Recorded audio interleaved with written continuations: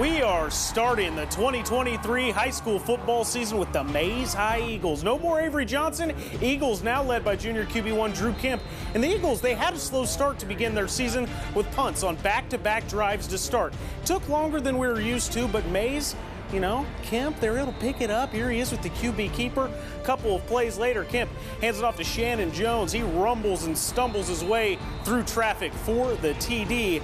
And Mays High, they go on to get the win in this one in shutout fashion. Hello and welcome into the first edition of Friday Football Fever. I know you missed that music and you miss seeing 9 games at once. I am your host, Zach Martin.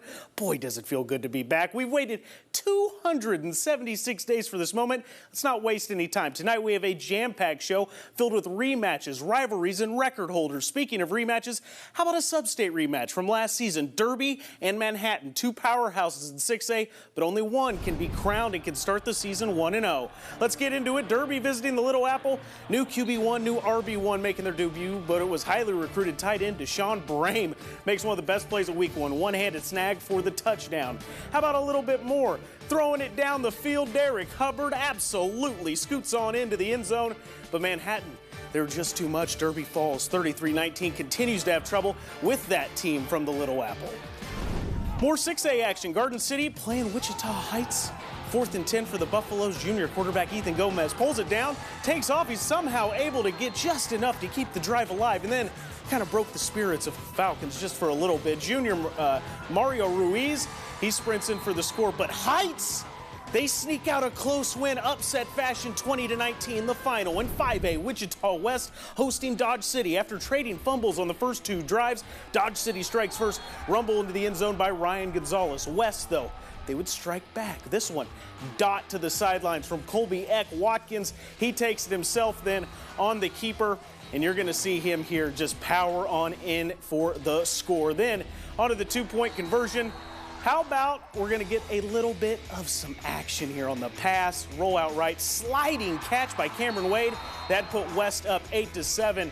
Dodge City, though, they go on to get the 5-point win. The Hutchinson Salthawks, coming off a solid 8-3 season opener, they begin their season against Goddard Eisenhower. Hutchinson's Robert Hunter, he's going to drop back, looking downfield, looking too late. He gets sacked by Eisenhower's Hunter Hauser. Salthawks, Cade Smith, he makes an impressive 15-yard run here, gets close to the end zone, and in for the score. Zion Burgess, though, he's going to make some good distance for the Salthawks here. 10-yard run, an impressive defensive play, and that's what this game is all about by the Tigers, stopping Robert Hunter in his tracks. Eisenhower wins a defensive battle, 7-3, the final score. Mays South, led by quarterback Tate McNew, taking on Andover High. McNew passes it out wide to wide receiver Sammy Dressy. McNew now hands it off to Brady Rapp up the left side of the field, and that would be a first touchdown of the night. Trojans quarterback Camden Longanker, he passes to running back Logan Warkentine. He cuts right for a first down. And opening the second quarter, 4th down, Longanker passes to wide receiver Trey Noonan for a touchdown.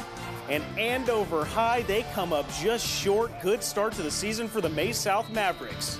Okay, drum roll, please. It's now time for our first game of the week, and boy, do we have a good one for you. It's actually a rematch from last year's game of the week opener, Wichita Northwest and Bishop Carroll. The Golden Eagles, they made a statement last year, beating the Grizzlies 53-41 after being down 22 points in the third quarter. Northwest now hosting Carroll on home turf, so the pressure is on. We'll start in the second quarter.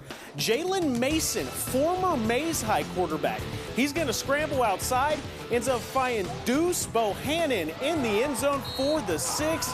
Aaron Bohannon Jr. is looking like a star for the Grizzlies. They go up 24-7 there. Carroll's Jackson King needed something. That ain't it. Intercepted by John Michael Fountain. What a play. He takes it home for the pick 6. That'd make it 38-7 Northwest. Carroll's offense absolutely shut down tonight. King scrambling for his life, but he got nowhere to go. Grizzlies sideline loves it. No comeback in sight tonight. Northwest opens the second. Jalen Mason going deep to one of the fastest players in the area, Mikey Lopez. He makes a move, and you know he's gone. Grizzlies, look at that. 58-7, the final. So last year we got a thriller in this matchup. This season, not so much. We are now joined by KSN's Julia Labina, live from Wichita Northwest Stadium. Julia, kind of at a loss of words, just wow. I think a lot of people are, Zach, but man, Wichita Northwest showed up and showed out for the first game of the week of the season. It was pretty even to start. Both Carroll and Northwest punted on their first drive, but the Grizzlies struck first thanks to quarterback Jace Glasper. But Carroll answered on their next drive. They struck and with only 4 minutes left in the first quarter. But that was the end of the back and forth affair. After that, this game quickly turned one-sided with Northwest scoring 51 unanswered points. A couple of touchdowns from Sincere Mason, Aaron Bohannon Jr., Mikey Lopez. I mean, the Grizzlies have weapons everywhere. Now they have two quarterbacks they're able to run packages with. Jace Glasper and Jalen Mason, former quarterback at Mays High. This may be the beginning of a long road to state, but head coach D. Martin knows this team is special, especially that senior class. He said, enjoy it, but be ready to get back to work. I know Carroll was very young. We knew that. We're very young, but we have a lot of experience with that youth. So, we're going to get a lot of stuff off this film and keep improving and stay healthy and keep loving each other. These guys they're going to go have fun in the locker room. They love each other. They do such a great job of being around each other. It's a fun time to be around Grizzly football right now, and I'm having a blast right now. I think I saw head coach D. Martin even crack a smile, which is huge. But I mean, I would too if I just beat a team 58-7 to start this season. Northwest opening here a special night. They return here on home turf next week when they host Wichita Heights. Here for you from Wichita Northwest, Joey Labina, KSN Sports. Welcome back to Friday Football Fever. I hope you're enjoying the show so far, but sit tight. We have a lot more action to get to from classes 5A to 3A. We'll start just west of Wichita. The Goddard Lions, they made quite the turnaround last season after going winless in 2021. This year, the Lions, they have one of the biggest senior classes I've heard of. More than 30 seniors, and they're led by quarterback Ashton Sell. Let's get into the highlights. Goddard opened in 2023 with the Campus Colts, a rematch from last year's opener. The Lions leading 24-8 in the third quarter. Mason Healy breaks loose, 37-yard touchdown for Goddard. Next Goddard possession, they give it to Micah Johnson, who cuts once, cuts twice. He gone 46-8 the final from Colts Stadium. Now a 5A, 4A clash. Newton on the road to Valley Center. Can the Railroaders contain running back Damon Mucker? The answer, no. From the very opening kickoff, he runs so fast the camera for the stream couldn't keep up. But I promise you, he took it all the way to the house. Give Valley Center the 7-0 lead on the first play of the year. Not long after that, Hornets on offense, and just watch the cuts from Mucker. My goodness, he is special. He finds the pylon. Valley Center, they go on to get the Week 1 dub. Up in Salina, crosstown rival showdown. Salina South for Salina Central. Mustangs find Des Gibson, tunnel screen. He races up the sideline for the score. Central, once again, threatening on offense. Guys, they might be a bit of a problem. They punch it in behind the shoulder pads of Elijah Wilson. Central, they go on to beat South 54-28. Last night, we had Cape and Mount Carmel open its season against Wichita South. First series of the second half, Amari Elias takes it up the sideline, then stiff arms the defender. Yeah, that looked like Derrick Henry a little bit. Elias cruises on in for the score, and the Air Force commit having an opening night to remember. 220 yards and 4 touchdowns on 11 carries. Cape and wins 72-14. The Andover Central Jaguars playing host to the Buhler Crusaders. Second quarter, Buhler passes the ball down the field, intercepted by defensive back Brody DeGarmo. And then we've got quarterback launching it to wide receiver Landon Kitterman. He runs down the left and out of bounds. Another nice pass to Kitterman. This one to the right. And once again, he's going to fight upfield and then get out of bounds. How about fourth down now? Jags, they opt to go for the field goal, and it's good. Closing the first half 10-0. And the final score, Andover Central wins a close one, 20-14.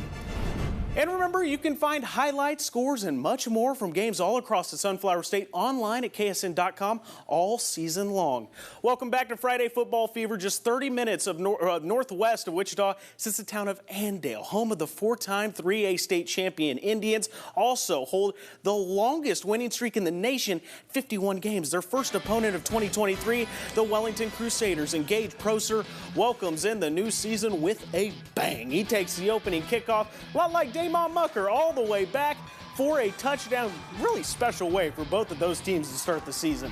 And you know the Indians, they're going to keep up that pressure, keep up that momentum, especially on the defensive side of the ball. Proser says, Well, I mean, I just took it back. Why don't I just get a sack and we'll just call it all good? Impressive start from him. And then Proser, how about once again getting the tackle behind the line of scrimmage? They'd go on to also score another touchdown. They were just dominant in this one. Andale, they go on to get an impressive victory, not surprisingly, 75-28. Class 4A Rose Hill, new head coach Landon Wright hosting Class 3A Wichita Collegiate. The Spartan defense came to play. Asa Ahmad dropping Caden Sturr here. Ooh, don't want to throw it in the flat when he's in coverage. Spartan ball now. They're going to hand it off to Jaden Parker. Spartans didn't score it all in the first half, but they did after halftime. Rose Hill's QB, Connor Wallace, he's going to end up losing the football here. We'd have it'd be able to recover Rose Hill, and the Spartans, they end up pitching a shutout. Wichita Collegiate dominant in this one. They stopped the Rockets 35-zip.